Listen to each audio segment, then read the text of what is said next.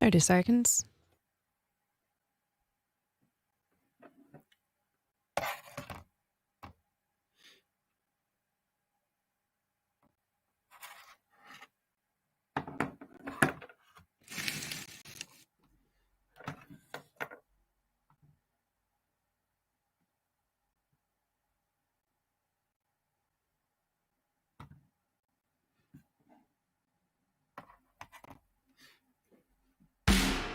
Broadcasting across the state of Wisconsin on the Civic Media Radio Network and around the world on the Civic Media app. This is the Dom Salvia Show. And now, here's your host, Dom Salvia.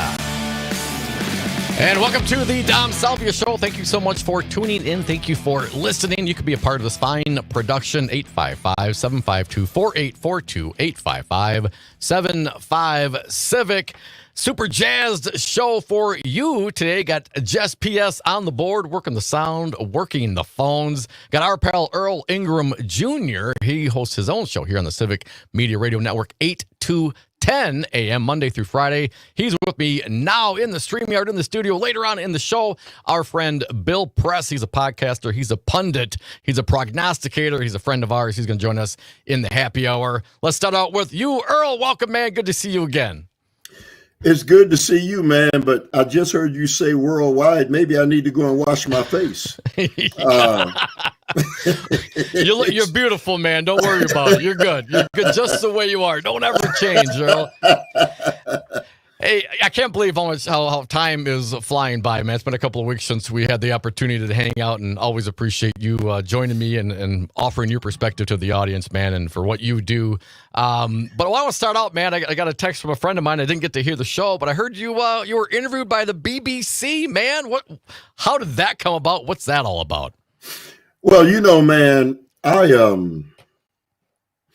got a text message. I guess they must have reached out to Civic Media and inquired about whether or not I would be available to be interviewed. And if they couldn't interview me, they said they're going to interview someone else.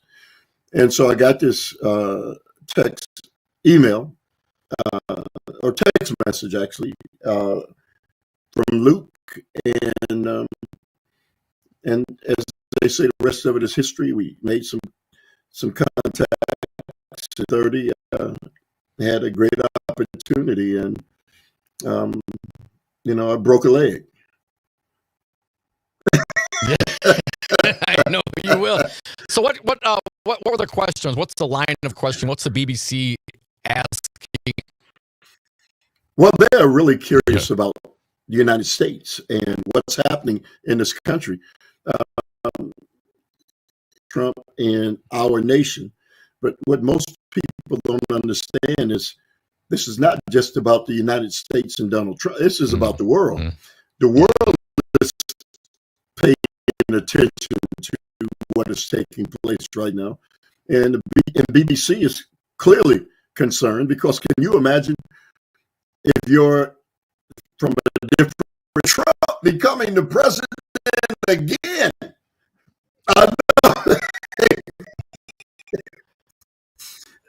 And so, they're kind of concerned because, he's not a stable guy. And so, again, it's Donald Trump, you better. And so they really were concerned asked me about what I thought about the election. Some specific questions about, whether or not it looked like people were said to them. The last time I saw this much interest in an election, it was 2008.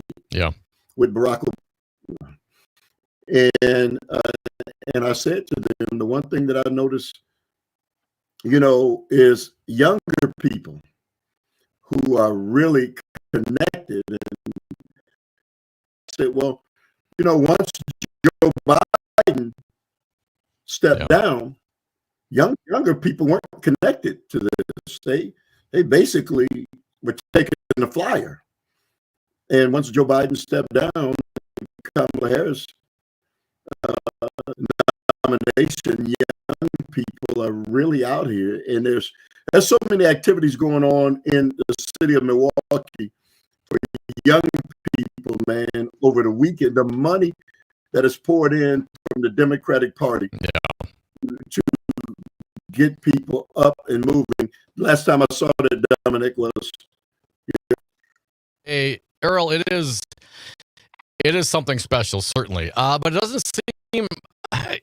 It seems like to me, and granted, I'm a partisan in this issue, that it shouldn't be as close to specific like policy differences between the Republican candidate and the Democratic candidate when talking with the BBC. no, they clearly, there was another person on from Pittsburgh, and so Pittsburgh is as critical and maybe even more critical. Right, was clearly about the early voting. I guess one of the things I talked about was everybody's excited about the early voting.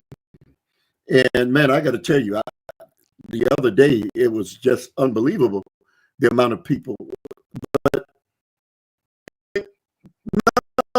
well, you see all those people voting, and you say, oh man, this is what we're talking about. But you really don't know whether these are people really, or nothing says these are new voters. You know what I mean?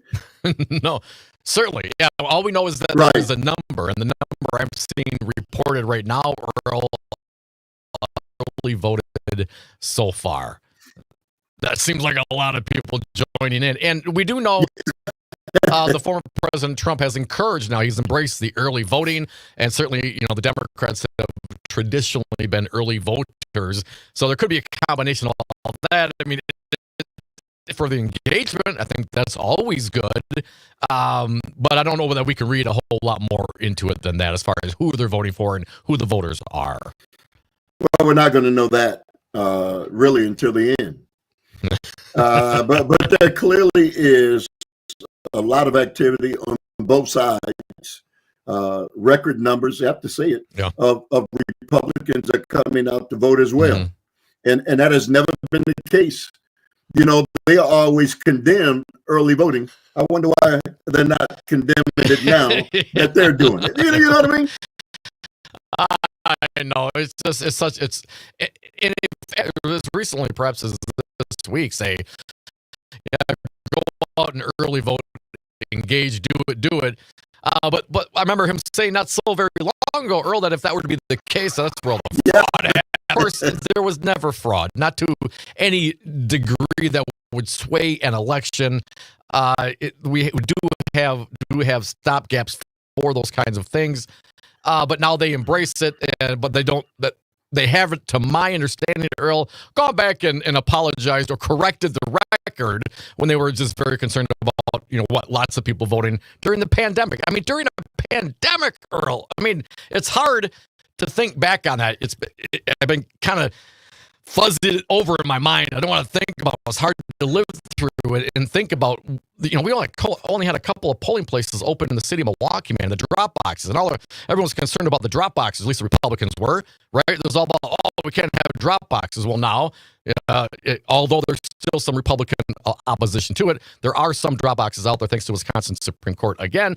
And that helps everybody, regardless of who you're voting for. And some of those folks, the Republicans, are using those as well. Dominic, the amazing thing is how soon we forget what transpired with COVID and during the election process, and the fact that it's amazing that our system could get through that, right? And when you hear Republicans talking about how the system is crooked, and then you think about what it was able to overcome, because you forget those things, right?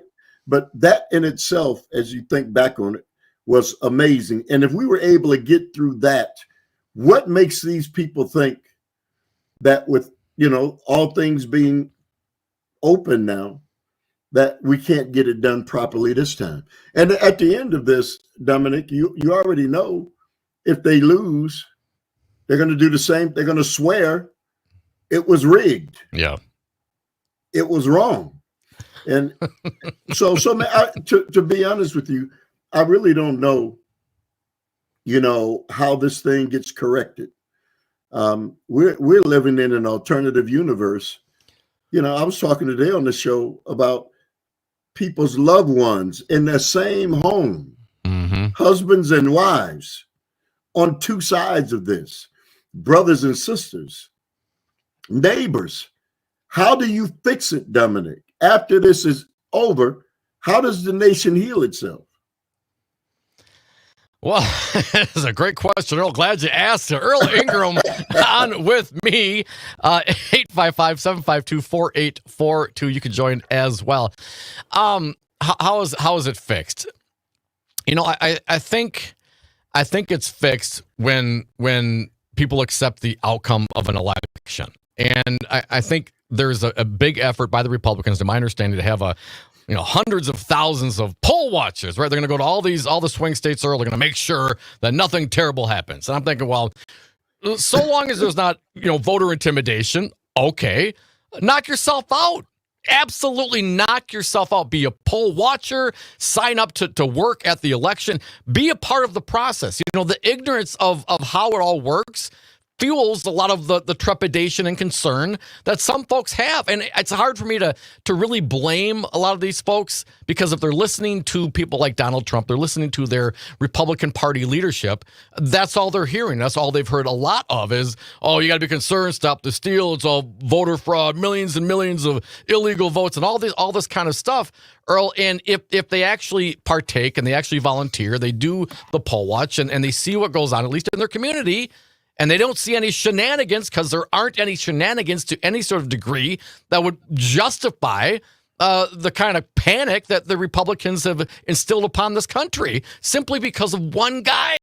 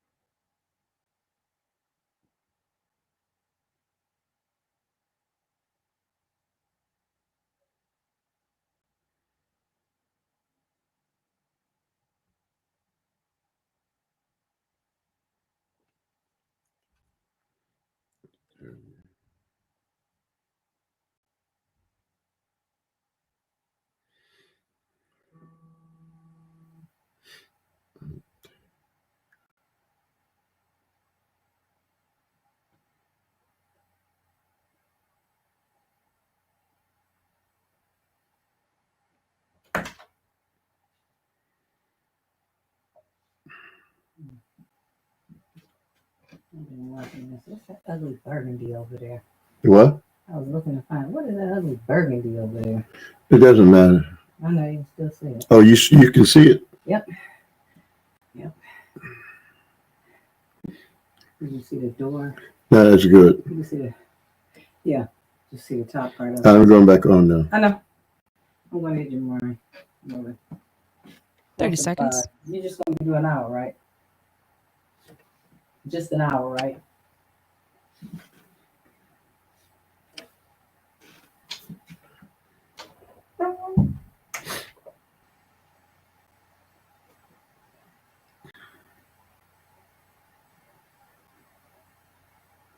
Done.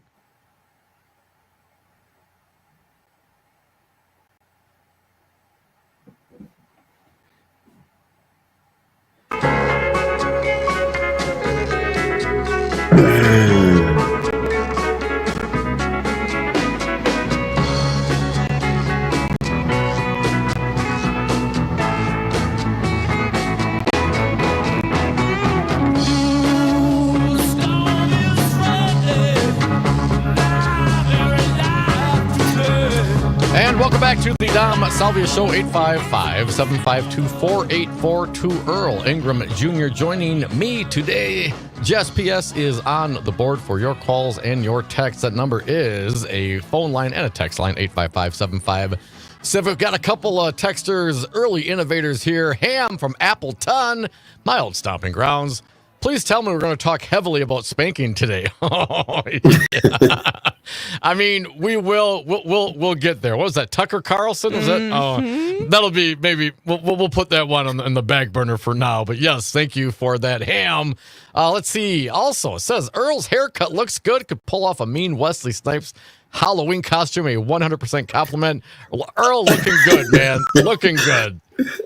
And Gary from Madison notes, Republican poll watchers are there to disrupt or cause chaos. That is all. And I get that concern. But, people have the right to poll watch, Earl, and is so long as there's not going to be voter intimidation, because there's also going to be a lot of folks out there that are going to make sure that there's not intimidation. The people that support other folks out and their right to vote. There's going to be lots of people on all sides out in this election, Earl. That gives me a little hope. You think I'm being a little too positive about this, or what do you think's going to happen? So number one, man, I'm a guy who votes on election day. Yeah. I always have. I always will. I don't know why. It's the nostalgia in me. I've been a part of 11 presidential elections. Wow, man. Yeah, I know. And this is my 11th one. And so I'll tell you, man, to see a whole lot of people poll watching can be intimidating. Yes. Yeah. And I remember some elections where there are people overstepping their bounds. My concern is who puts them back in order. Yeah. Some woman who's a real nice lady whose job it is, it's not like they have a guy who's, a black belt in judo who's running.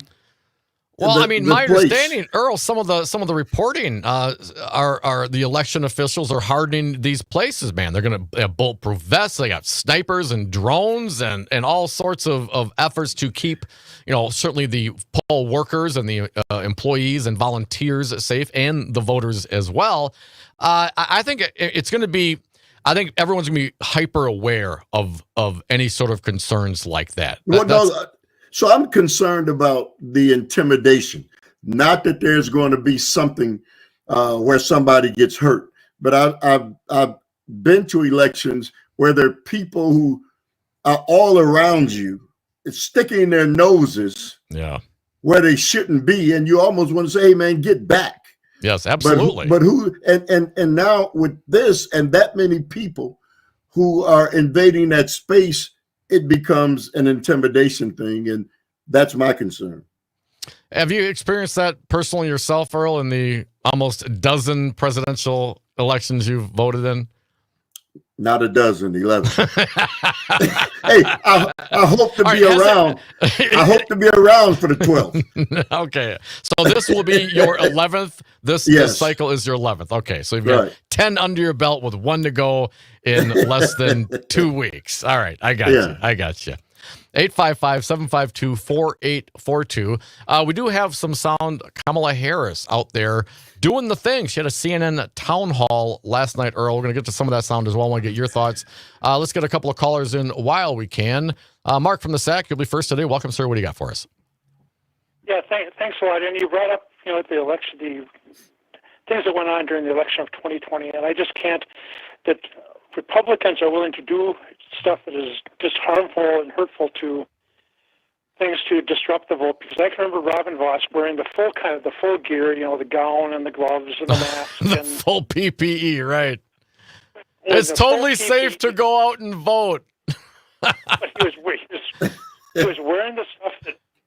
he was wearing the stuff that my caregivers had to wear when they're giving the chemotherapy, because that stuff is not safe for you to come in just casual contact. Sure, and he was wearing those things, Mark. And if we remember, there was a demand for those PPE pieces, Earl. Thanks for the call, Mark. It's if I recall specifically, there was an effort to push back the date of the vote, or to try to help people, to accommodate for what was going on during the pandemic. And the Republicans were like, nope, and it's totally safe. As you got the Assembly Speaker from the state of Wisconsin, Robin Voss, in full PPE gear from head to toe.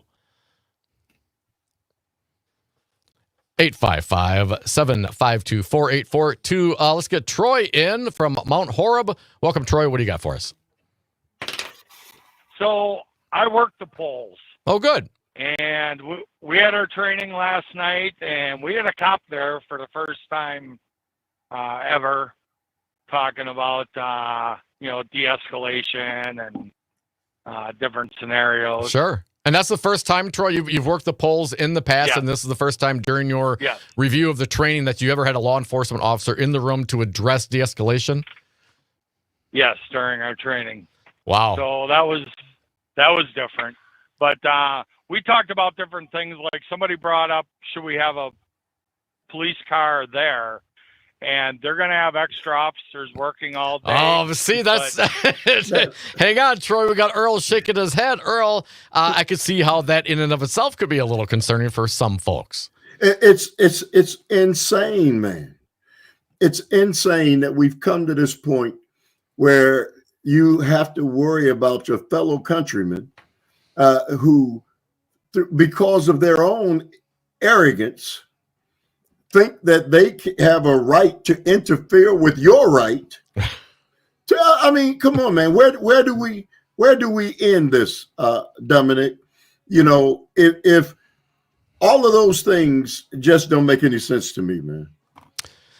855-752-4842. Well, I think, Earl, it never ends, man, right? You always have to consistently, from the day you're able to till the day you die, stand up and fight for those rights. You got to stand up for yourself. You got to stand up for your neighbors and your friends, and even folks that you don't maybe agree with politically or on the issues, that they also have the very same right. And anybody trying to stop that is going absolutely against what this country is supposed to be all about. I think more people need to stand up and say, these are our limits. This is how we'll do it. You cannot stop me from voting. 855-752-4842. Can't stop us. We'll be right back.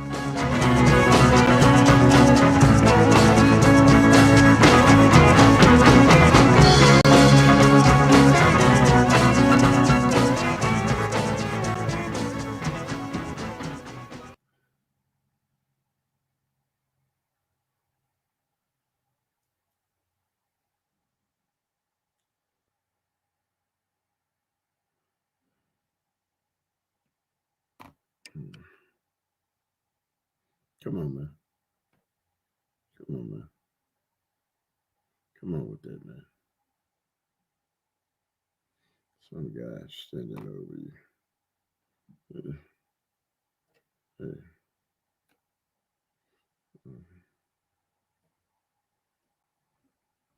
You chop to the neck.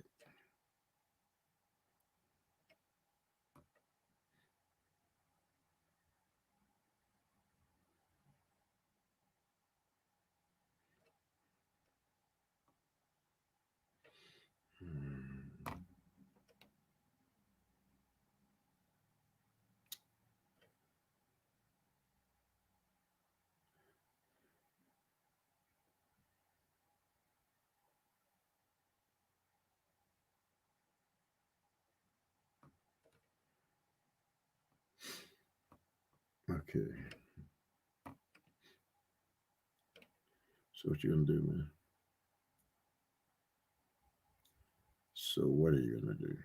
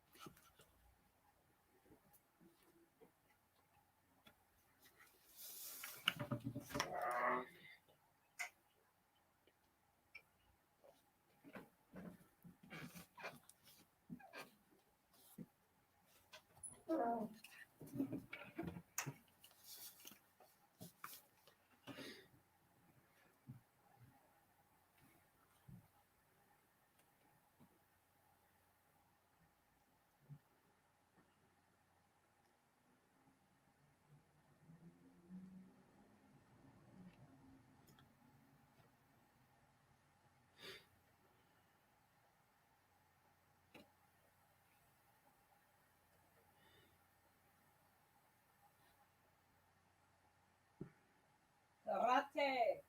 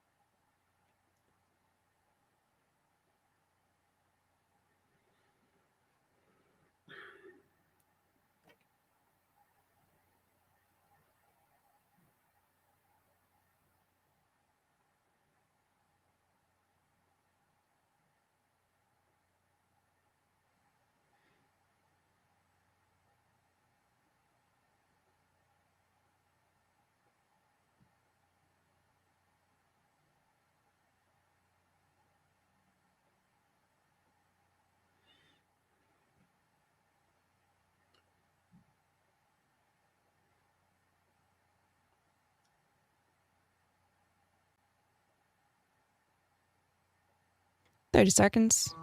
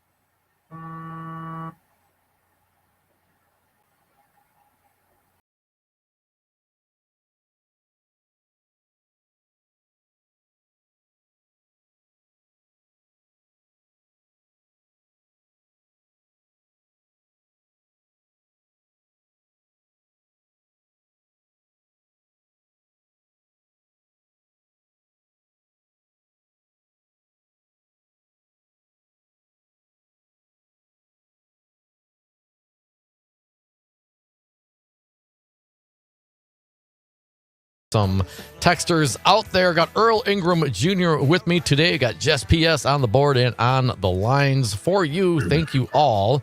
A couple of the texts I want to share with you. Annie from Watertown wondering, Earl, I wonder what exactly the Republicans are learning at the Trump training class. So many ways to muck up the process.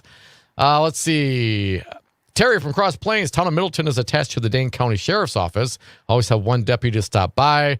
Troy, our most recent caller, he wanted to say that they're not going to have a cop stationed there. One reason was possible voter intimidation. Thank you for your clarity and your call. Chris from Janesville, 100%. This is why I will always vote in person. I took a vacation for this. I am not going back. A lot of emotion in this election for very justifiable reasons. 855-752-4842. Earl, Kamala Harris, the vice president, out at the town hall yesterday. She had better ratings than Donald Trump does during his Fox News town hall. Don't tell him that. But a lot of folks, I think the good news about the ratings, Earl, is that people are tuning in because they want to hear more about Vice President Harris.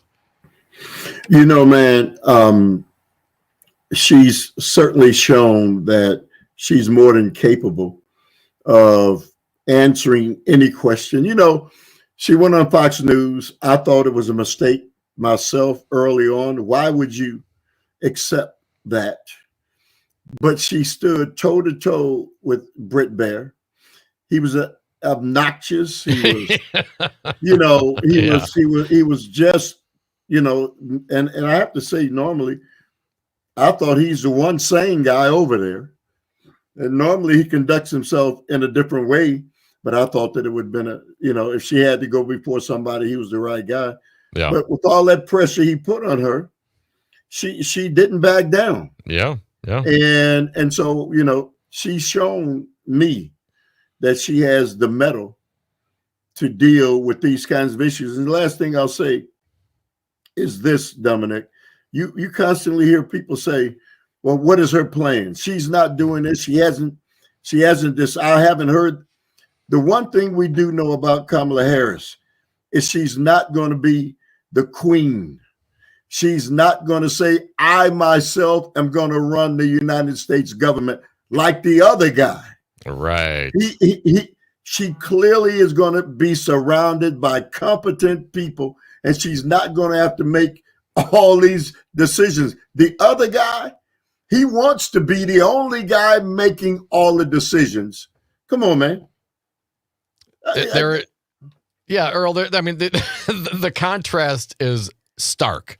And there are, and we'll get to some of Harris's proposals and some of Trump's. And, you know, and literally if you drill down, the Washington Post had a nice piece as they are, you know, lined up like 125 different items and topics and threw out for people who would you vote for this or would you vote for that? And then they also say, well, who do you think this is for? And a lot of folks would think, well, this particular issue would be something that former President Trump would support. And it was maybe something that Harris did or vice versa. Or there was like 15 or 16 different items and topics that both candidates agreed on, yet the voters intuitively themselves thought that, you know, Donald Trump offered this and Harris offered that, or different degrees. And there's a lot more commonality and similar motivations for voters than perhaps they might think. We will get to that, but I also want to get to some of the sound from Kamala Harris yesterday. Earl, if you will bear with me, Jess on the board. Let's do the to-do list. I thought this was a nice one. Cut one, please. Either you have the choice of a Donald Trump who will sit in the Oval Office, stewing, plotting revenge, retribution, writing out his enemies list, or what I will be doing, which is responding to folks like the folks last night with a to-do list. A to-do list or an enemies list, Earl? I mean, tough decision. The contrast again is stark. Let's keep going on that Kamala Harris yesterday at the CNN town hall. Cut number 2, Trump is exhausted. Yet again, Trump not showing up, refused to be a part of a CNN debate, and clearly his staff has been saying he's exhausted, and the sad part about that is he's trying to be president of the United States, probably the toughest job in the world, and he's exhausted. Earl, I want to get your take on this. As we know, Donald Trump is and those that surround him, the sycophants and the enablers and the hangers-on and those that are cashing the check, they prop this guy up all the time. He's the best. He's the smartest. He's the brightest. When they come out, Earl, and say and actually admit to the fact that he's quote-unquote exhausted, I mean, it seems to me like if they're going to say that, it's probably much worse than what they're admitting to it. What's your thought? So how can you possibly think that Donald Trump could be exhausted?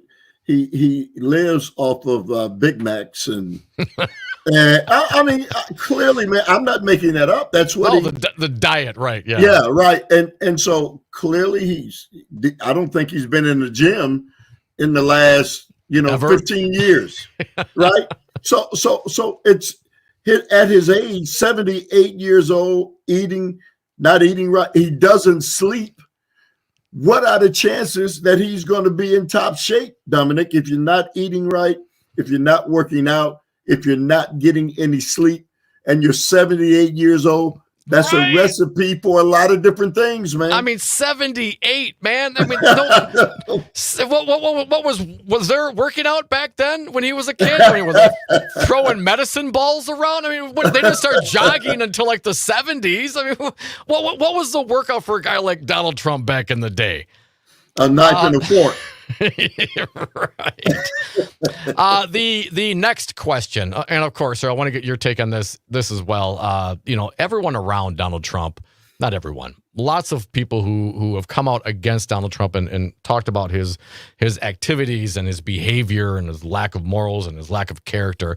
These are Republican, in some cases, former Republican, Marine generals, former DHS secretary and a former chief of staff talking about Kelly. And he came out and said Donald Trump and he read the definition of the New York Times, man. He pulled up Merriam-Webster and had to make sure, and this is the definition. And if you read it, it's hard not to apply those attributes to that word fascism to Donald Trump. Vice President Harris was asked about that on the CNN town hall last night. Let's hear her response. Cut number 3, please. You've quoted General Milley calling Donald Trump a fascist. You yourself have not used that word to describe him. Let me ask you tonight, do you think Donald Trump is a fascist? Yes, I do. Yes, I do. And I also believe that the people who know him best on this subject should be trusted. Again, look at their careers. These are not people, with the exception, I think, of only Mike Pence. These were not politicians. These are career people who have served in the highest roles in national security, who have served as generals in our military, who are highly respected. Talking about the person who would be commander-in-chief. That's the first time the vice president has used that term against the former president, a fascist. Earl, does that have extra meaning in your opinion? So you're talking to a guy who still listens to conservative talk radio every day. I'm so sorry to hear that. But thank you, Earl. Somebody has to do it. And so I'm hearing them having conniptions. She called him a fascist. She called him He's been calling her a Marxist. So I'm just saying, Dominic, if I didn't listen to this, I couldn't respond like I respond, right? Yeah. So they've been constantly calling her a Marxist, Donald Trump himself. But she says this, when I was a little boy, there used to be this old axiom, sticks and stones may break my bones, but names will never hurt me. Mm-hmm. Names hurt conservatives and Republicans, but they can call you anything under the sun, and that's what Donald Trump does. And yet they can't tolerate what she's doing. Is not right. I heard the guy say yesterday, this guy has already been, they've attempted to assassinate him twice, and she's putting that out there. She's setting him up for another assassination attempt. I'm like, wow. Yeah. Man. Wow. And I've heard even in that term, Earl, not to get a segue here, but I believe it was Speaker Mike Johnson last week on the news shows talking about the attempted assassination, saying, quote unquote, they tried to assassinate him. They. I'm like, there are a couple of individuals that, as far as I know, had nothing to do with the Democratic Party at all. So when you say they, I mean, it's very concerning, I think, when they're trying to mesh and insinuate that somehow that Kamala Harris had anything to do with that. Of course, we don't want political violence. I mean, if there's anybody who has a history of political violence, just look at Donald Trump. He called the mob. He sacked it on January 6th, man. The video is still hot. You can look at it anytime you want, man. There was your political violence. We don't want normal people who are engaged in self-governance. That's why we do this, so we don't have to resort to political violence. That is not the way. That is not the way. And I would also say this, Earl, the fascist remark versus the Marxist remark, right? I can point to you to many items and comments said by Donald Trump that you could classify as fascist. You calling Kamala Harris a Marxist who just says she's a capitalist? Well, you can't be both of those things. So, what are the actions of the vice president that would give you any implication that she is a Marxist? I mean, she's not calling for the means of production and distribution to be run by the government. She's never said that. It's not a thing. If you don't know what a Marxist is, then you shouldn't maybe be saying it. But we can point to very specific issues and very specific words that have come out of Donald Trump's mouth, what would make people believe that perhaps he is in fact a fascist, like cut number 4. The enemy's within.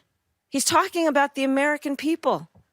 He's talking about the American people, Earl. He's talking about specifically naming Nancy Pelosi and Adam Schiff as people that perhaps, and these lunatic lefties, you got to set the National Guard and the military on if necessary, according to Donald Trump. Those are fascistic words, man. You're not saying that, hey, Adam Schiff did X, Y, and Z, and therefore he should be prosecuted.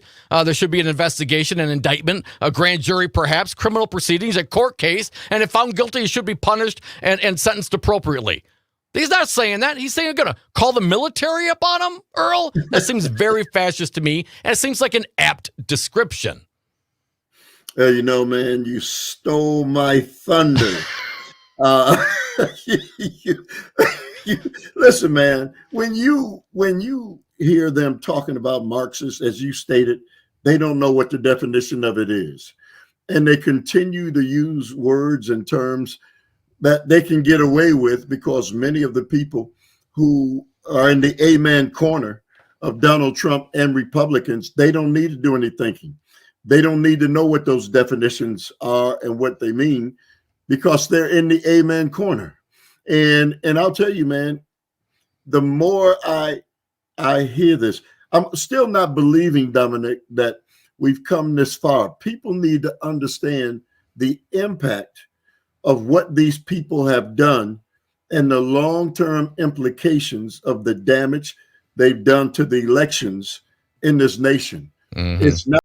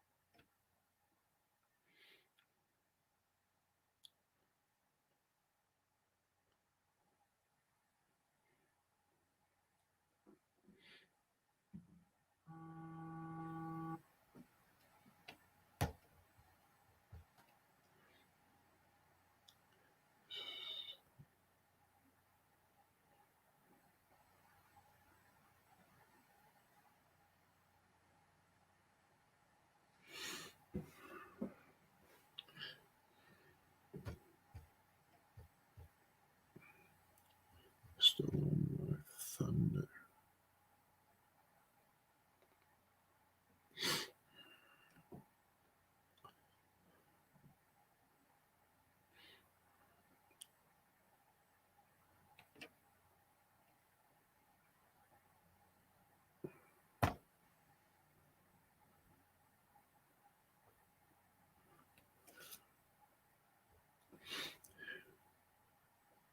1 minute.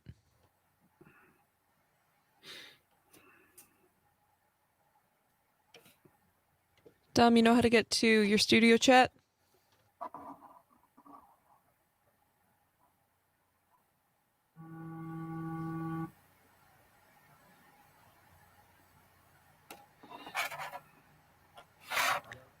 On StreamYard on the far right, it either says 3 people or studio chat. Yep. Yep.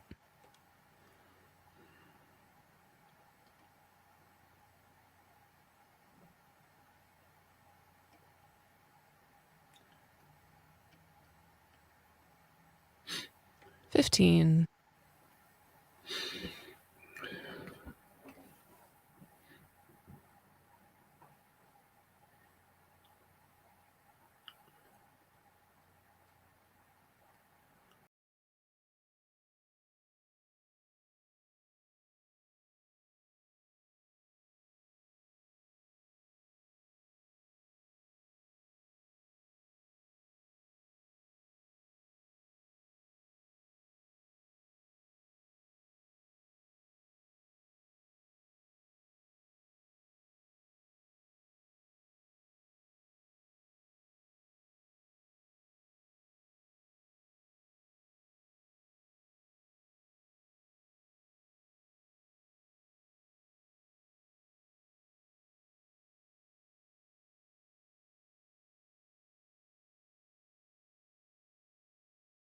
Corona writes, I mean, as soon as you say, Earl, that you will be a dictator on day one, I think you kind of earned the fascistic label. I'm just saying at that point. Just a couple more here from Harris. The Israel and Palestine war. Let's hear cut number 5, please. Do you believe you would be more pro-Israel than Donald Trump? I believe that Donald Trump is dangerous. Far too many innocent Palestinian civilians have been killed. It's unconscionable. And we are now at a place where, with Sinwar's death, I do believe we have an opportunity to end this war. This has been one of the headwinds for the vice president in this election cycle. Earl, I mean, how do you think this is going to impact her in the next couple of weeks? You know, man, it is good to hear her say that. Yeah. And the young people that I have been talking to, that's one of the major issues. What's different, Dominic, from younger people and you and I, we've been around, we've seen wars, we know about it, we know the horror of it, and we've probably become a little hardened. But younger people see that injustice, and they can't understand how people can slaughter other innocent human beings like that, and people just don't have the courage to step up and say it. I'm glad she said it. She separated herself, and she needed to do that. That doesn't mean that she's not supporting Israel. I didn't hear anything in that response, Dominic, that said I'm not supporting Israel. Did you? Nope, not at all. But there are people who will say that she's anti-Israel. She's not supporting her Israel. husband's Jewish, for I know, man. I mean, Hey. it's just beyond. But as a political issue, this is her administration, and these are our weapons, and you know, Netanyahu and that government I would separate from the Israeli people, much like, you know, you can't judge me based on what Trump does. You know what I'm saying? 855-752-4842. Callers, be patient. We'll get to you as well. Just a couple more on praying. Cut number 6. Do you pray every day? I do pray every day. I do pray every day, sometimes twice a day. Sometimes twice a day. I have to wonder. I wonder if Donald Trump's been asked that question, Earl. I know when he was asked one time about his favorite Bible verse, and he basically gave the, they're all my favorite. Oh, it's very, very private to me. I can't pick. Yeah, I mean, it's very personal to me. I can't tell you. I don't want to talk about it, but it's all very important to me. Well, Dominic, let me ask you, Yeah. what kind of question is that? I mean, you and I interview people. Mhm. Would you ever ask somebody? No, I would never do Come that. on, man. No. What is No, that? the religion or lack thereof. You know, I'm not a religious man, Earl, and so no, I don't pray. And if I were to say no, I don't pray, is that gonna make me look bad because other people do? I mean, Come on, man. I know, man. Just a couple more. The administration will not be a continuation of Biden. This cut 7. my administration will not be a continuation of the Biden administration. I bring to this role my own ideas and my own experience. And I guess that's good as well. The vice president does not have control over what the president does. And I think for much of this administration, Earl, they kind of put Harris on a shelf. It wasn't really towards the end where she came out as the nominee that we really heard her take off. Do you think that's going to get anybody to vote for her? I don't know, man, but I'll tell you, man, I really do get frustrated with now people saying, well, she's not going along with what Biden is done. I'm sorry. He's still the president, but for all practical purposes, his time is done.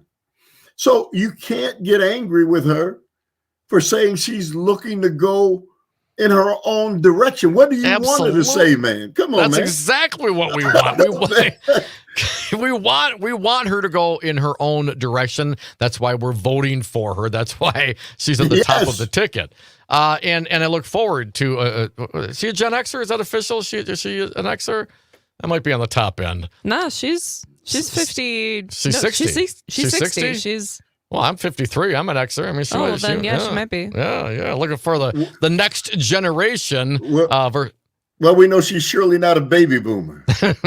No. One last one from the vice president at the CNN town hall, being a problem solver. Well, that's a relief. Let's hear that. I love fixing problems.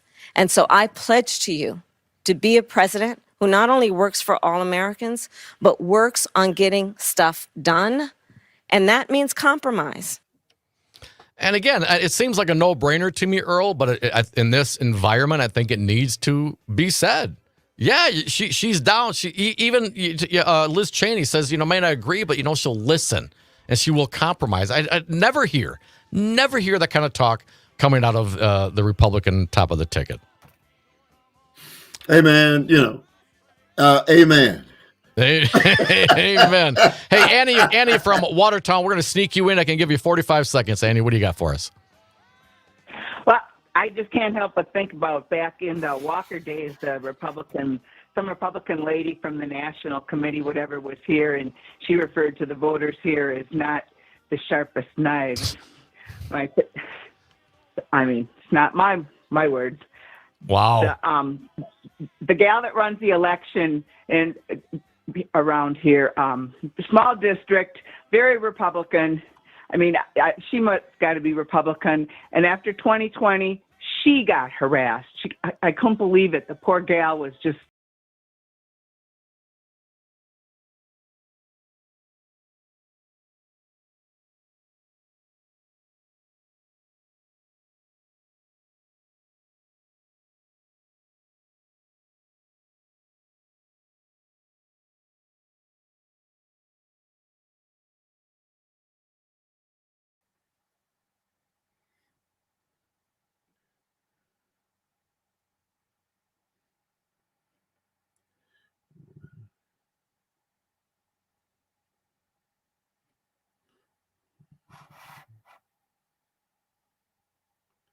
Oh,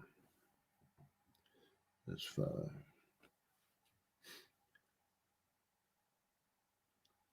6. Okay, come on, man.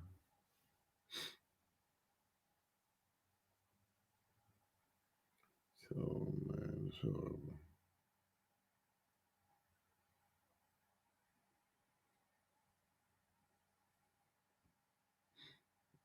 It's 8.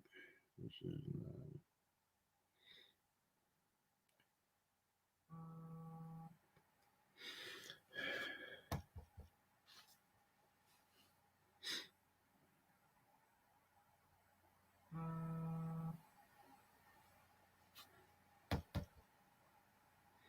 Cool, man. That's cool.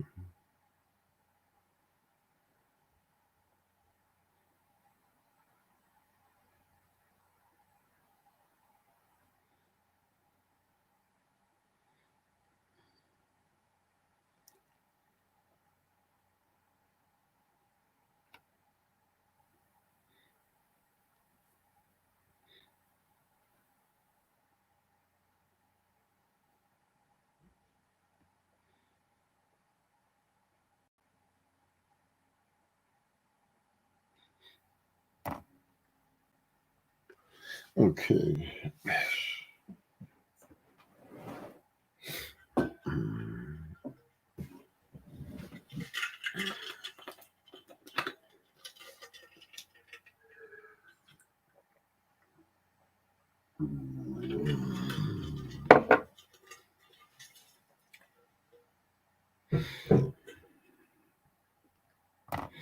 You know, man.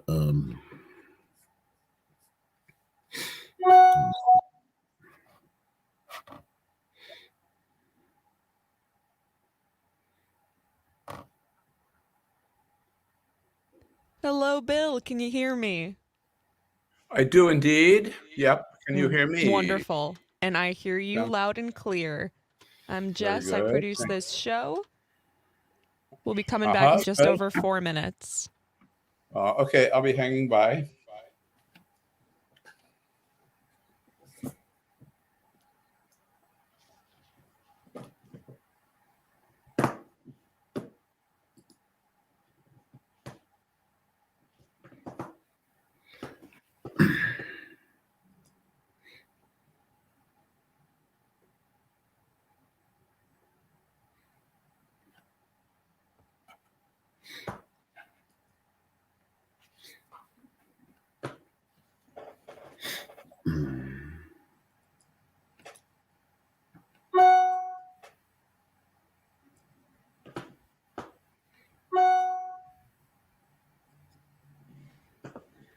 Bill, was that a notification on your side, or Earl, was that a notification on your side?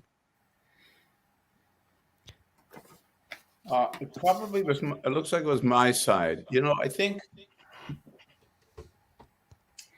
I've been through this before. I guess if I put my headphones in, will that stop it? That'll help. Can you also please turn off notifications until the end of your segment with us? I don't know how to do that. If I go to system settings, no sound. How do I do that? Do you know? Oh, notifications. Here we go. One sec. Allow notification. Mine shows that they're not on. Are they coming in through your phone, your email? Laptop. Right. Are they coming through your email on your laptop? Yes. Can you please close your email? It is closed. Yeah, I just have you open. Okay. But I think before, if I put my headphones in. Then let's definitely use headphones, please.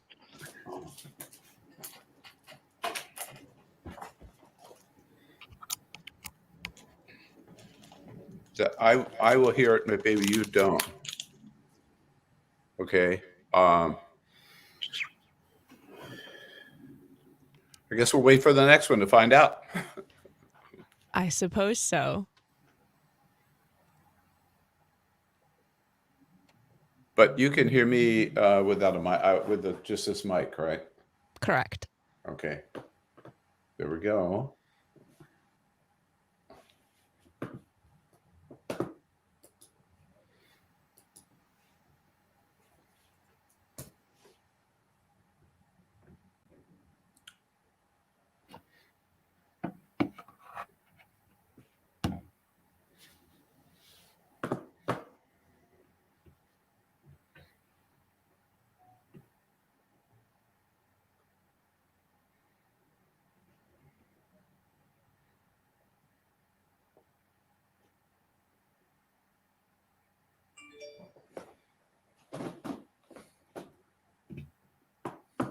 One minute.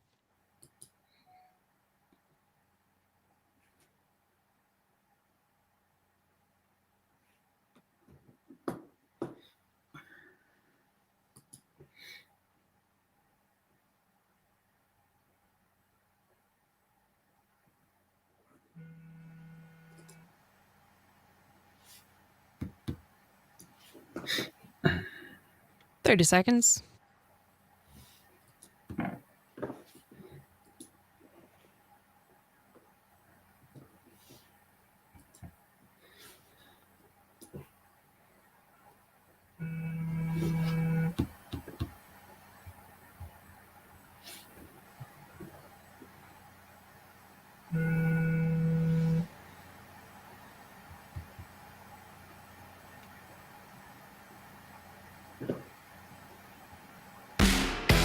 Broadcasting across the state of Wisconsin on the Civic Media Radio Network and around the world on the Civic Media app. This is the Dom Salvia Show. And now, here's your host, Dom Salvia.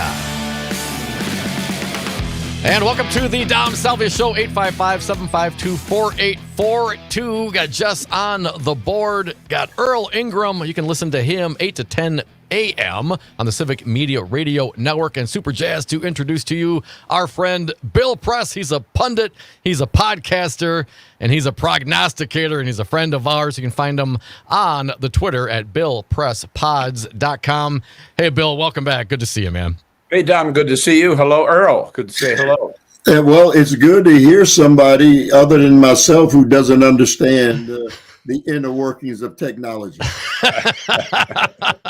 We got it all figured out. We got Jess PS on the board instructing us. It's all going to work just fine. Hey, look, we all have our headphones on, right? You know. All right, yeah, we're good. We're good. We look like we know what we're doing, even if we don't. And that might be even more important. That's right. We'll fake it till we make it, Bill. We've been doing this a long time, but not as long as you, Bill. A pleasure, man. Always great to talk to you. In the last hour, Earl and I were talking about the town hall from Kamala Harris from yesterday. Want to get your sense of how you think the vice president is doing in these last 11 days and less than 8 hours until this presidential election. I think she's doing great, and pisses me off when there are Democrats who want to be, Monday morning quarterbacks. I'm particularly thinking about David Axelrod. Jesus, come on, I thought Van Jones said it great last night. Trump gets to be lawless, but she has to be flawless. Yes. I mean, what are we about? We got dumping on our candidate because, according to David Axelrod, he may not have answered every question perfectly, directly, the way he wanted. I mean, I thought she did great. And I particularly thought it was good, to lay out there. Yeah, he's a fascist. I believe he's a fascist. His chief of staff, Marine General John Kelly, says he's a fascist. James Mattis agrees with that. General Milley, they all say he's got fascist tendencies. So I thought that was a strong point. I thought she also really identified well with people, when she's talking about her own faith, her own personal life, losing her mother.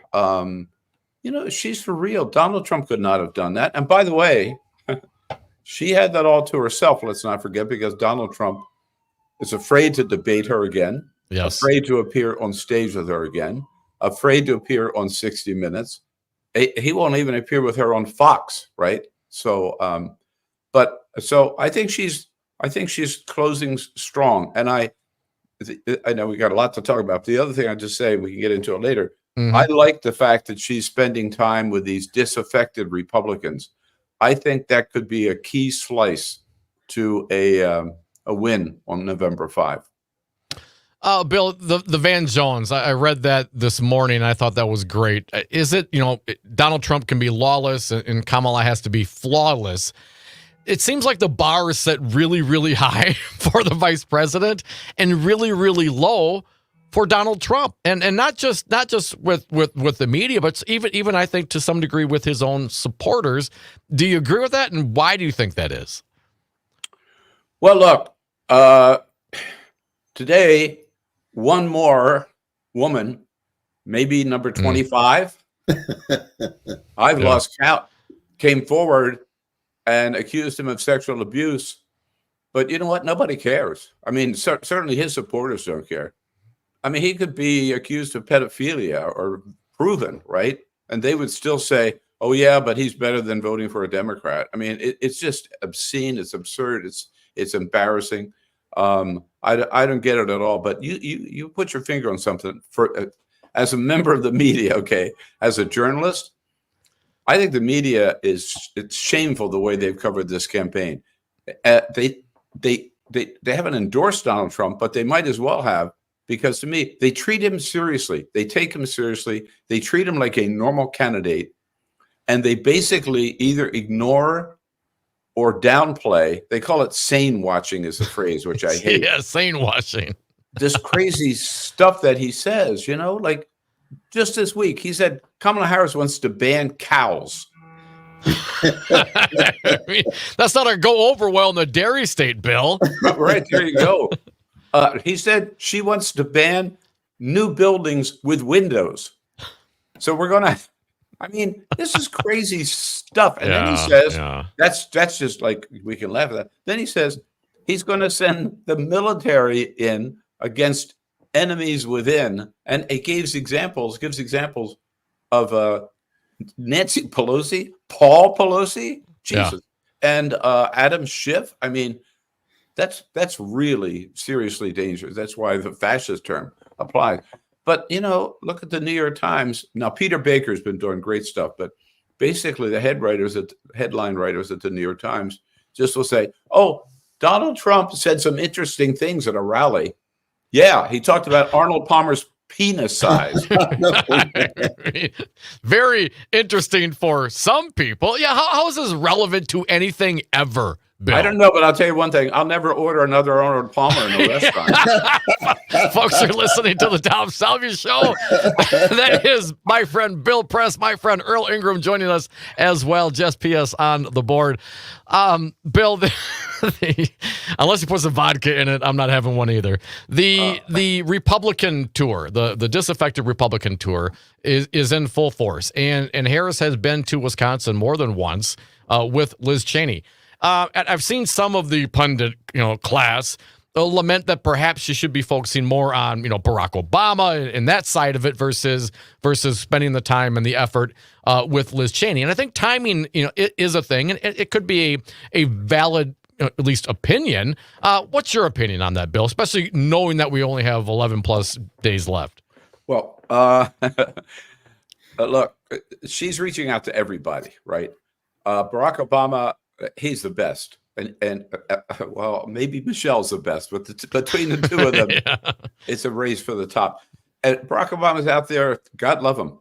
Maybe just about every day. He's going to be out with her, I think, tonight, right? He's been out with Tim Walz. Michelle's going to be with Kamala Harris in Atlanta this weekend. So they're reaching out to black men, black women, young women. I mean, across the board. Tim Walz is particularly reaching out to union organized labor, right? Working men and women. So there's nobody, I don't think, that's being neglected. But this Republican slice, here's why I think it's important. I think the voices of Dick Cheney and Liz Cheney and Ann McKinzinger, and even those like John Kelly, who haven't said, well, I'm going to vote for Kamala, but right. We know they're not going to vote for Trump, and they've said some really strong things against Trump. Yeah, I think what they're giving Republicans is a permission slip. You can still be a Republican. You can still be a good Republican. You can, but just this one time, vote for a Democrat, because we got to get rid of Donald Trump so we can rebuild the Republican Party. And that appeals. So who do they have to reach? They don't have to reach 95% of Republicans. They need to reach like maybe 5%. If they can get, and that's what the Lincoln Project people like Stuart Stevens and Rick Wilson have told me, and I've interviewed them several times, that their goal is, the last goal in the first time around 2016 was to get like 5%. Now they're shooting, they got that. Yeah. Now they're shooting for maybe 7 to 10%. And if they can get that, that can make the difference. That would make the difference in this election. Again, so that's an audience that I don't think Democrats have ever appealed to. But if there's any, go. So let me ask you. You mentioned Dick Cheney. I'm sorry, I've been around a little while. It's almost unbelievable to me that we are talking about Dick Cheney and Liz Cheney on the other side of things. I mean, we know Dick Cheney's history. And if a guy like Dick Cheney can say, hey, this man is even more crazier than I was, don't vote for him. Yeah, you really have to stop and think, because we know who and the inherent dangers that we face with Dick Cheney. Believe me, my brother, there was nobody I hated more than Dick Cheney at one time. Come on. You know, I mean, look, the Iraq War, making it all up about the missiles of weapons of mass destruction, going out to the CIA and cherry picking the intel, all that kind of stuff. And yet, I'll tell you, this is not the first. This is the second time that Dick Cheney has made me stop and think. You know what? There's a little bit of goodness there. And the first time was when his daughter Mary and her wife in Virginia, right? And the Republican Party was saying, no, none of this same-sex marriage stuff. And Dick Cheney stood up and said, she's my daughter, damn it. And anybody should be able to marry the person they love. And I said, good for you, Dick Cheney. And this time, too, he came out strong, right? He didn't say, I'm going to write somebody else in, or I'm just not going to vote for Trump, like George Bush has said, right? He said, no, flat out. This man is a danger to this country. We've never had a more dangerous candidate, and I'm going to vote for Kamala Harris. So, and you know, I think it'd be great. Let them get rid of Donald Trump, and then let them rebuild the Republican Party, and then maybe 25 years from now they can come back and have somebody worth taking a look at. Folks, you're listening to the Dom Salvia Show. That is Bill Press, also Earl Ingram joining us as well. There's a couple minutes left in this segment. Bill, the October surprise. Do you think there's going to be something specific here in the next 11 days and 8 hours? Or have we already seen it? Have we already seen Donald Trump, bounce around on stage for 39 minutes? I mean, to me, that was one of the most odd things I've ever seen. Bill, do you think we're going to get more?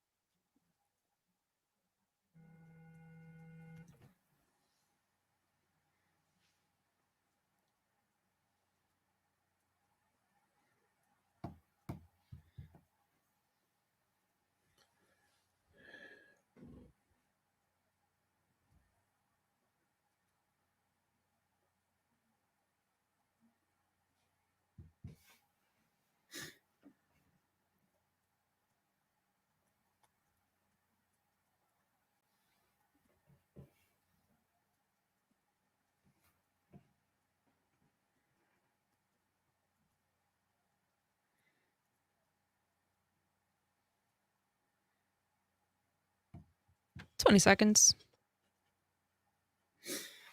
Pretty cool dude.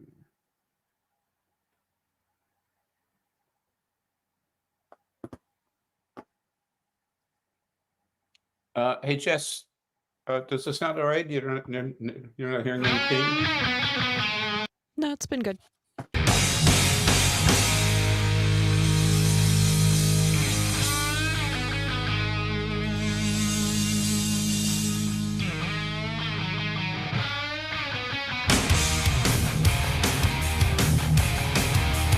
And welcome back to the Dom Salvia Show, 855-752-4842, 855-75-CIVIC. Still on the horn with Bill Press. He's a pundit, he's a podcaster, and he's a prognosticator. You can find him on Twitter at BillPressPods.com. Also, Earl Ingram Jr. joining us. Bill, thanks for sticking around, man. You know, the big question that Earl and I were discussing earlier, and I don't have an answer to, so I'm going to go to you with your wisdom and your age, my friend. How do you think we overcome this divide that we have? I mean, I haven't been around as long as you guys. I'm not even kidding. I mean, I've never seen it like this, and I want to get your sense of how. Certainly, it was rough in the 60s and 70s when I was just a kid. How do you think we as a nation overcome what we're dealing with right now, Bill? Well, first of all, I'm glad that you have the wisdom to have two older people on with you today. Thank you, Bill. Thank you. I appreciate that. You know what? I think it's going to be a tough road. It's very, very important, though, that we get rid of not just get rid of Donald Trump, get rid of the whole MAGA movement. I mean, these are people who are not interested in working together. They're not interested in expanding the American dream to those who don't share it yet, or to help those people who are still struggling just to pay their bills at the end of the month. They don't give a damn. They really don't. I have no patience for them at all. Anybody who would take this convicted felon, multiple sexual abuser, right? I mean, go on and on, and even consider him as a candidate for any office, let alone the highest office in the land. I have no patience with those people, but I think it's very important that we rebuild. And I think number one, the first goal is got to be, and we got 12 more days to do it, is that kill Donald Trump's political career, put him on the sidelines. And then I think we need some of these Republican leaders who are going to stand up and say, I think even willing to admit we made a mistake going with this guy for the third time. And we want to get back to what we used to be, a party that had some credibility, a party that stood for something, even if I didn't agree with what they stood for, right?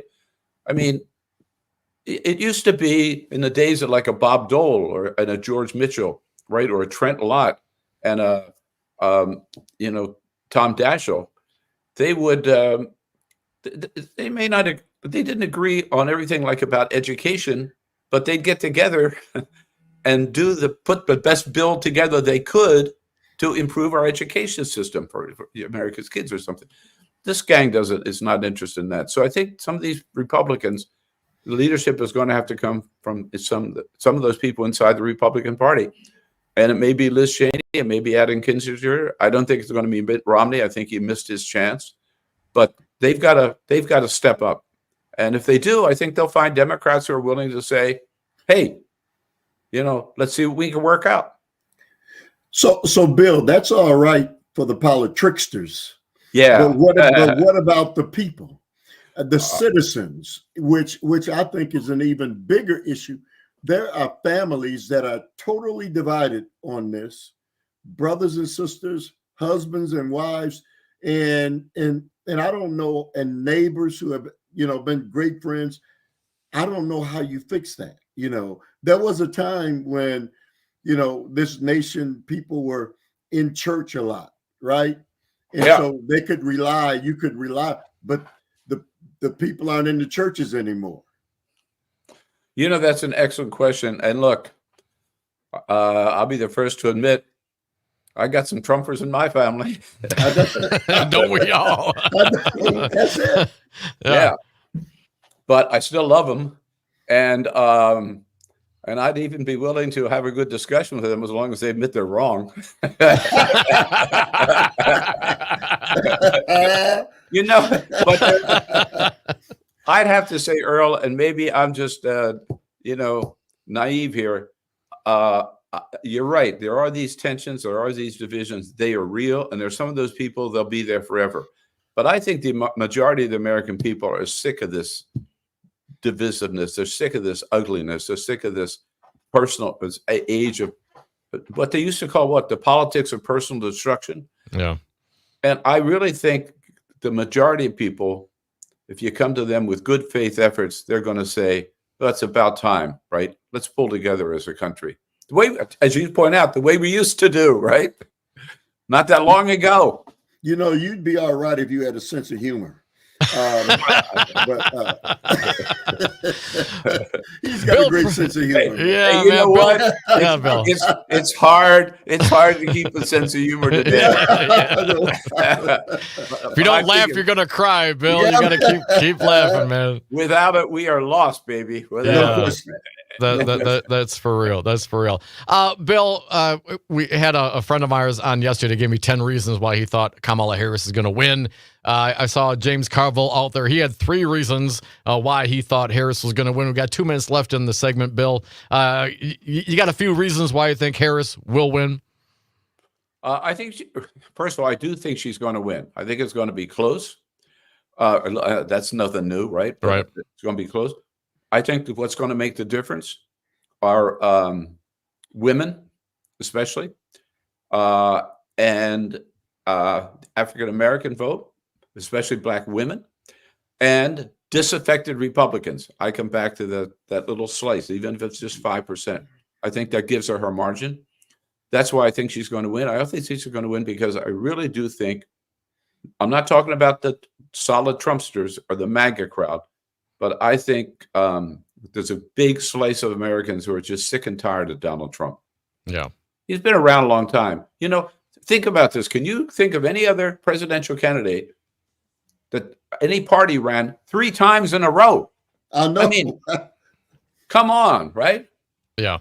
The only thing I can do, Adlai Stevenson tried. They got him, Democrats nominated him twice, not a 3rd time. So Republicans just came up with this old retread, right? I mean, oh yeah. And they got nothing else. Bill Press, he's a podcaster. Hey, any new interviews coming up? Anything you want to plug while we got the last 30 seconds, my friend? Next Tuesday, we got there was a letter in the New York Times today signed by 225 psychiatrists who say Donald Trump is freaking crazy and should not be allowed anywhere near the nuclear codes. We got 2 of them on next Tuesday on our podcast. So, all right, check it out. He's man. Bill Earl. Press, you too. BillPressPods.com. Thank you, Bill. I'll look you up the week of the election, Bill. We'll talk then. Thanks for your time, my friend. We'll celebrate. Yes.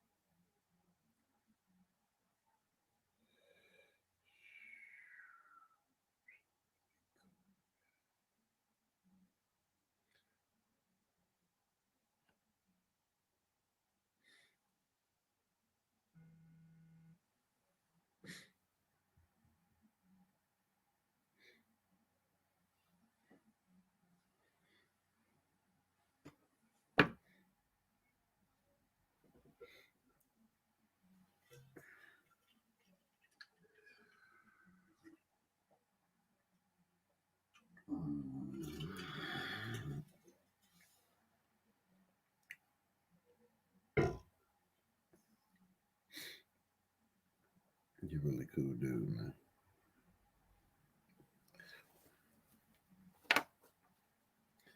He's a really cool dude, man.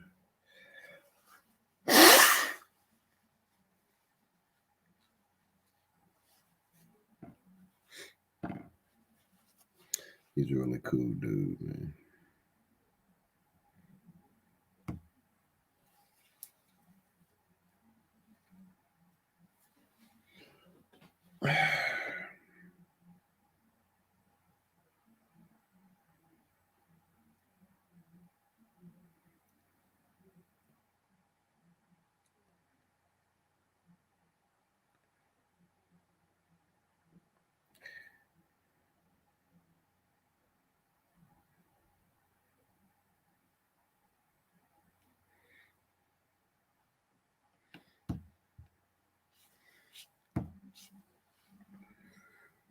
He's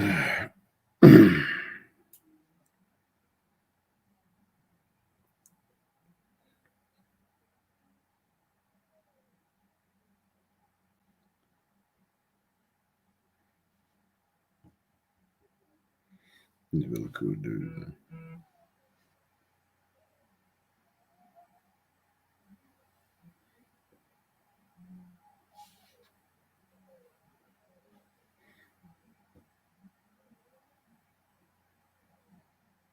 He's a cool dude, man.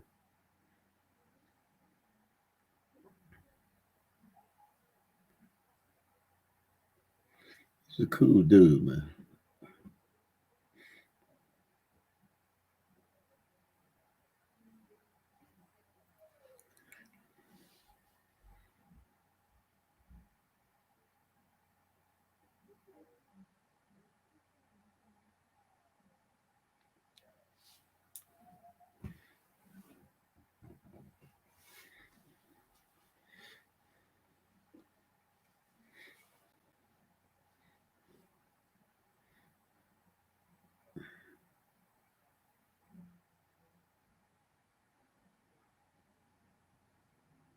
I'm not scared of him.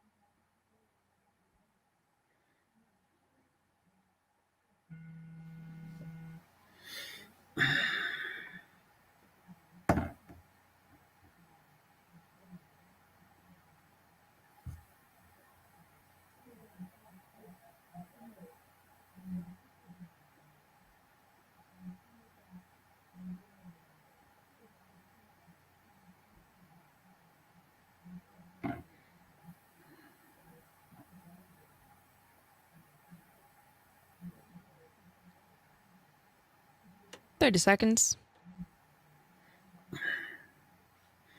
Pretty cool.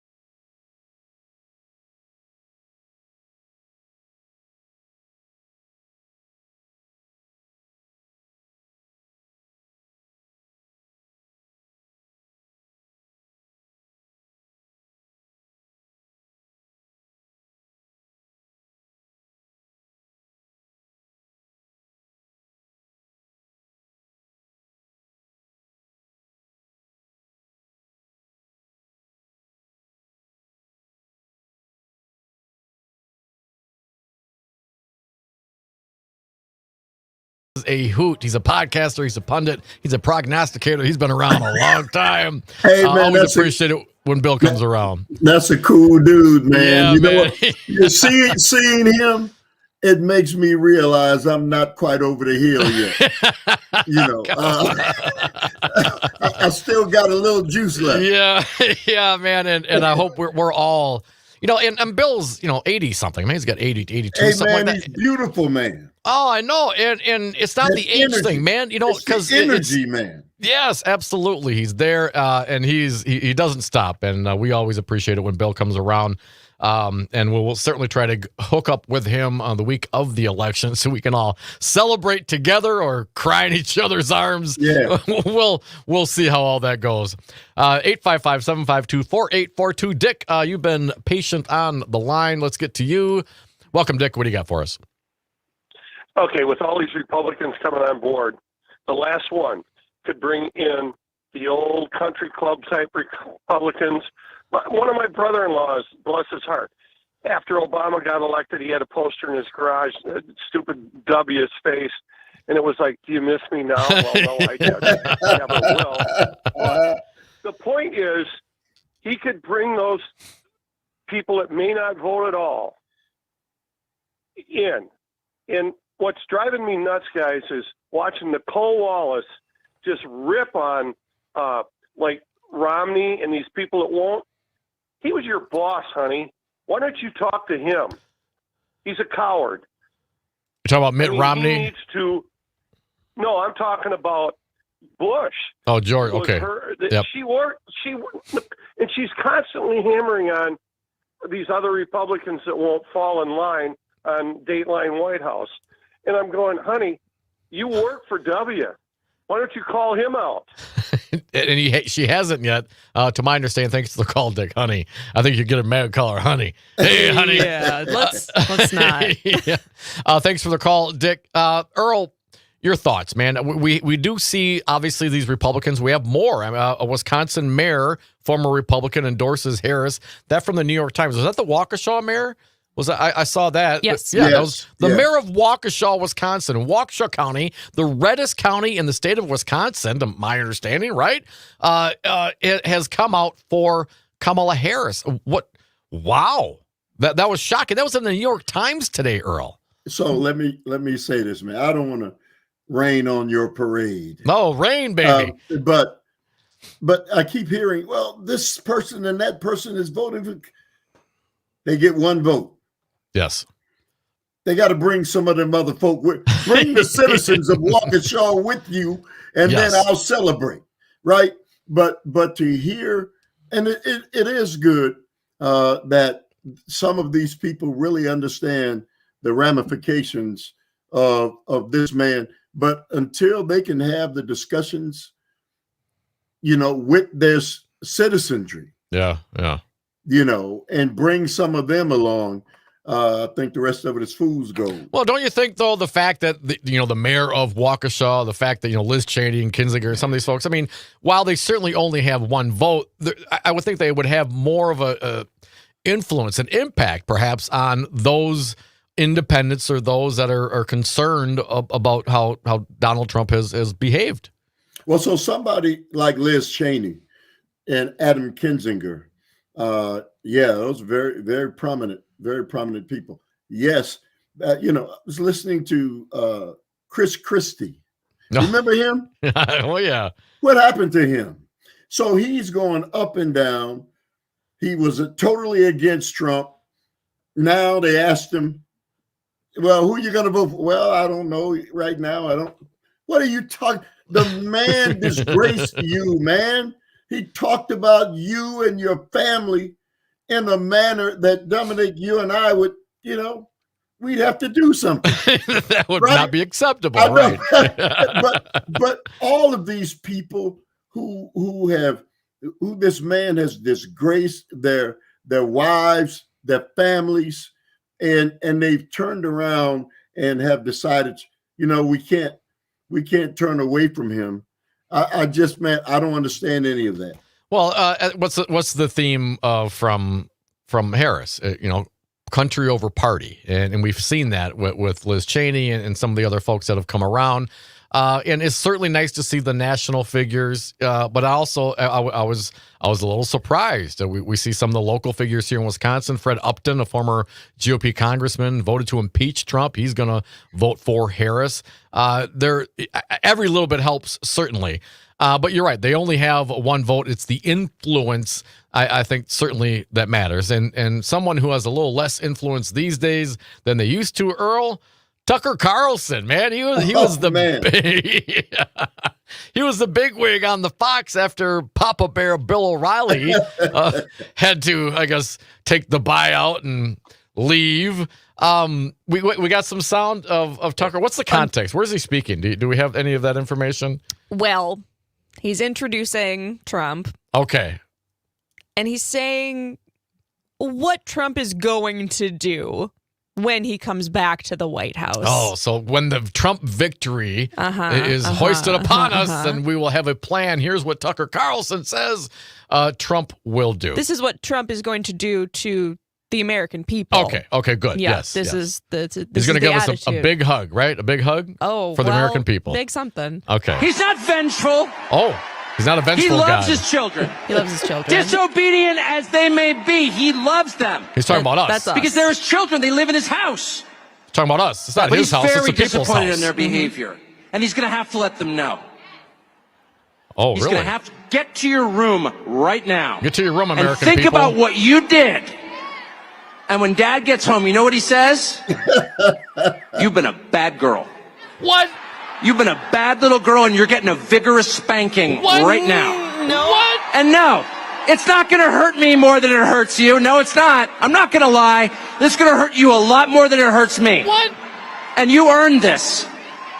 You're getting a vigorous spanking because you've been a bad girl. What the actual F? Of course, that bad girl is the American people.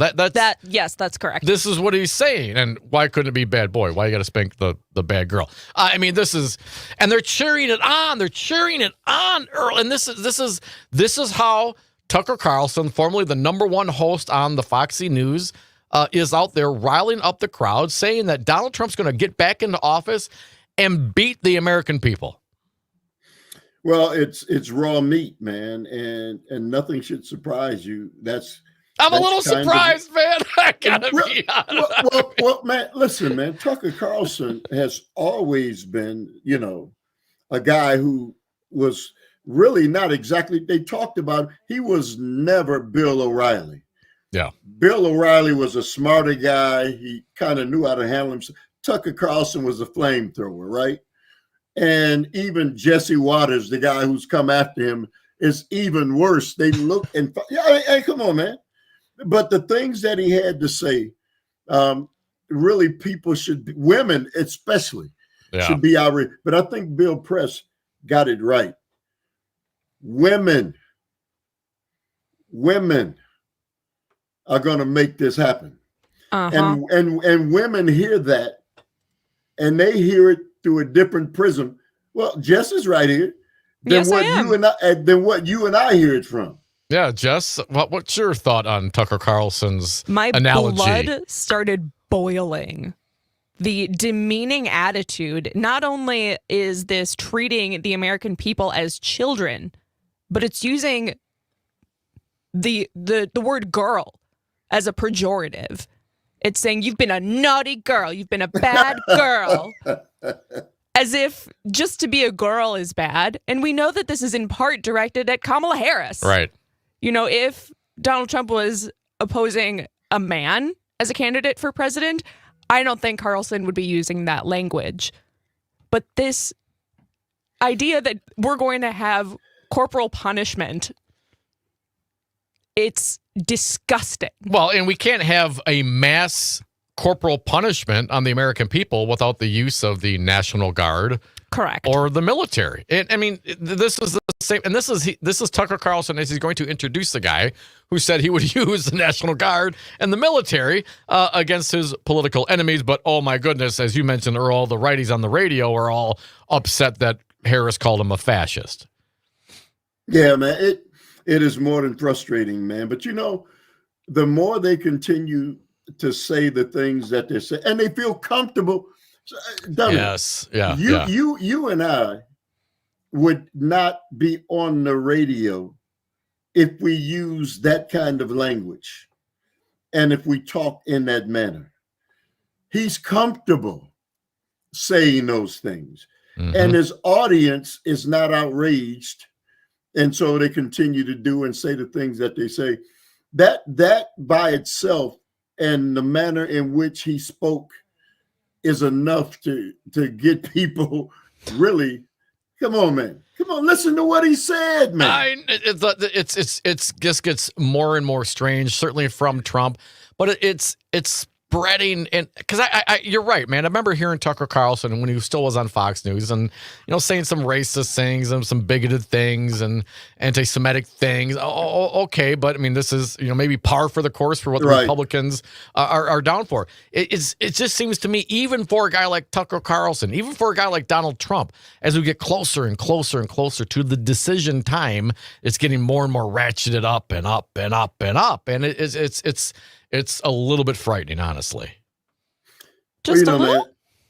Man, I have to be honest with you, man. The bigotry that it's been out in the open. In my community, we talk about it. We talk about the fact that those of us who've been around a long time, when he talks about going back, we see it through a different prism. Right. When he say we're going back, well, Black people are looking at this and we hear something completely different than others hear.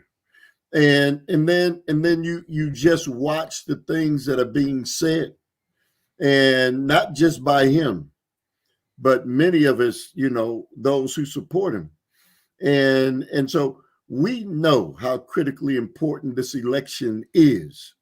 For heaven's sakes, man, it took a long time to get to a point in this nation where people could feel like, hey, it's got a horrible history, that maybe we were starting to get to a point where we can get beyond that. But for heaven's sakes, Dominic, the focus that I'm on and with others from my generation are, what are we going to do for young children today? Who's going to fight for them? And if Donald Trump and his minions get their way, they're going to take this thing back to a time where these young people can't fight for themselves, and my generation is going to be gone. That's a scary thought. Donald Trump, born June 14th, 1946. I would venture that the world was quite different back then. 855-752-4842. Tom, we'll squeeze you in. Welcome, Tom. What do you got for us? Well, Dominic, I'll tell you what, that sounded like something came out of The Handmaid's Tale right there. Oh, dude. These guys on the Republican side are freaks.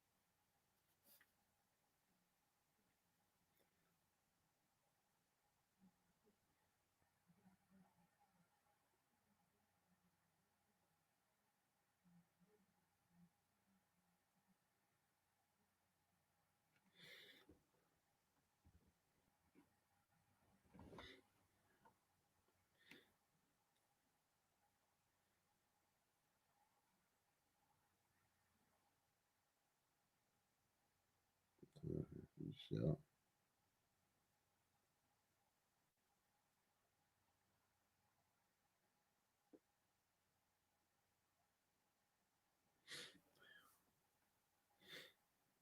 1 minute.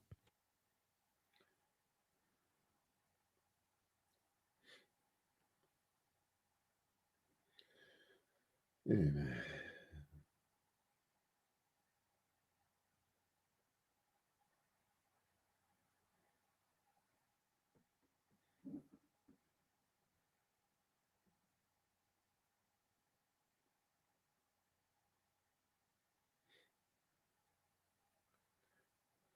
Thirty seconds.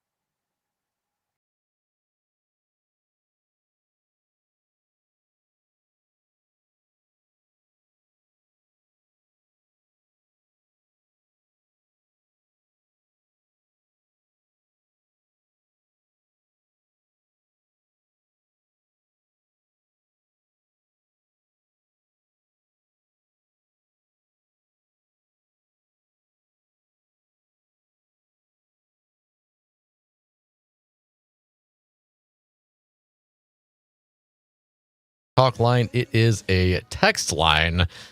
LA Tom, it was cringeworthy. Yeah, the Tucker Carlson was cringeworthy. Corporal punishment for how people may have voted or which party they're registered with. Andrew from Maine throws out there.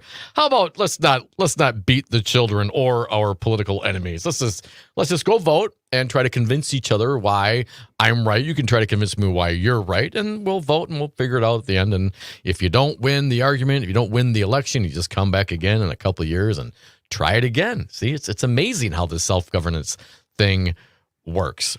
855-752-4842. Earl, we haven't talked since the Hovde Baldwin debate. I just wanted to get a quick sense of what your thought was.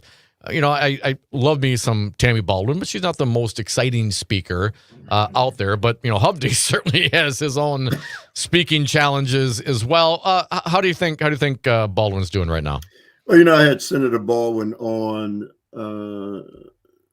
yesterday or the day before, whichever it was, but I had her on, and I've known Senator Baldwin for a long time. The first time she decided to run, it was on a radio show that I had, and I reminded her of that. And so she is not somebody that is going to energize you, but you have to hear what she has to say. Yeah, right. And then watch the things that she's done, and the things that she supported. She's not a rah-rah person. That's not who she is. She'll never be that. But you have to look at her record and listen. Who is the alternative? listen, man. I got a guy on tomorrow that well. They reached out and said, "Can I come on?" It's Ron Johnson. Oh, Rojo's coming on the Earl Ingram show. What time, Earl? What time is he coming on? I think it's 9:00 or something. 9:00 tomorrow. All right. But what he doesn't understand is he thinks he's going to do what he's always done: control the company. No. Earl. I mean, he'll try it. Well, I've got Sandy Williams with me. Yes, excellent. So it's not going to be something that he's going to be able. But he reached out, and I could have said no. But we're not afraid of Ron Johnson or any of the Republicans or conservatives. 855-752-4842. Look forward to the Ron Johnson interview with Earl Ingram tomorrow around 9:00. Earl does the show 8 to 10 a.m. One other issue, and we do have Bruce Springsteen. Play a little Bruce. He's performing right now at the Harris-Obama rally. Harris gets Obama and Bruce Springsteen, and Trump gets Hulk Hogan and Kid Rock. And I'm not even talking like early Kid Rock. I mean, Kid Rock used to do some music with Eminem, and I wonder how, talk about, splitting relationships. I wonder how Kid Rock and Eminem are getting along these days, because Eminem in Detroit 2 days ago, introduced former President Barack Obama. And then Obama went and started to do a little rap. Do we have that rap from Barack Obama from the other day? If we do, we don't have it at the moment. Okay, we'll have to play that for tomorrow. But the celebrity is certainly a different standard, let's call it. Earl, what's your thought about the Bring Your Billionaire to Work Day? We had Harris walking around with Cuban, and you got Trump with Elon Musk jumping around the stage. What's your sense on that thing? So I don't know how, man. I really honestly don't know how people get so excited about Elon Musk. He's going to be the first trillionaire. I said, oh, really? So you get excited about one man having all that money, and the people be damned. Yeah. You're one of the sheeple. But you're excited about Elon Musk and his money. Dom, I can't rationalize that, man. I'm sorry. But okay, fair enough with those folks that were into it. And a lot of people like Mark Cuban, but from the political standpoint, we're talking about money in politics, and there are like 3 billionaires that in the last month or something along those lines, including Uline, and I think it was Adelson and one of the others, put like $250 million into Trump's campaign. I mean, for 3 people, I mean, that's a lot of money. And then to be out walking around with the billionaire. I know you don't want to handcuff yourself in the political cycle, but I don't know if that's a great look. Earl. Well, Dominic, they don't care about it being a great look. In the end, they're going to get more back from what they put in.